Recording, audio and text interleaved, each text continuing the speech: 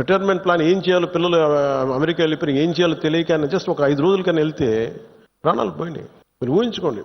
మన సరదాగా చాట్ తిందామని చెప్పి హైదరాబాద్లో గోకుల్ చాట్కి వెళ్తే బాంబ్ బ్లాస్ట్ జరిగింది, ప్రాణాలు పోయినాయి. Simple chat. అలాగే పార్క్ వెళ్దాం, లుంబినీ పార్క్ వెళ్ళి కూర్చుందాం పిల్లా పాపలతో అంటే బాంబులు పేలినాయి. అంటే ఉగ్రవాదం తాలూకు పంజా అన్నిటి మీద ఉంటుంది. దీంట్లో దాదాపు 26 మంది చనిపోయారు. ఈ గుర్రాలని తీసుకెళ్లి ఒక్కతను మటుకు ఒకే ఆయన ముస్లిం, మిగతా 25 మంది 25 మెంబర్స్ హిందూస్. అది కూడా ఆయన ఎదిరించాడు. ఆ గుర్రాలను తీసుకెళ్లే వ్యక్తి ఉగ్రవాదులు ఎదిరిస్తే ఆయన చంపేశారనేది వార్త.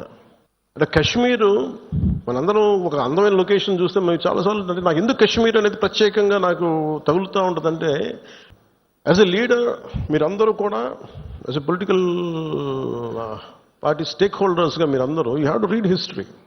అంటే ఇవి భవిష్యత్తులో జరగకుండా ఉండాలి అంటే దాని తాలూకు కాశ్మీర్లో తూటాలు పేలితే దాని ప్రకంపనలు ఇప్పుడు మన పార్టీ దాకా ఎలా వచ్చినాయో, ఇది దేశం అంతా ఇట్లాగే ఉంది పరిస్థితి.